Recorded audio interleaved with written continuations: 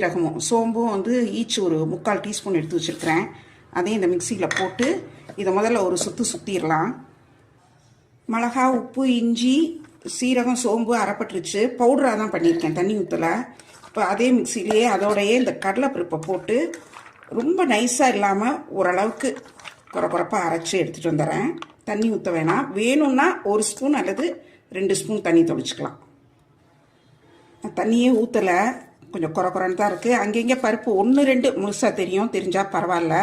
இப்போ இதை என்ன பண்ணலான்னா, ஏற்கனவே நறுக்கி வச்சுருக்கிற வாழைப்பூவோடு இதை போட்டுறேன். இதில் உப்பு போட்டாச்சு, காரம் போட்டாச்சு.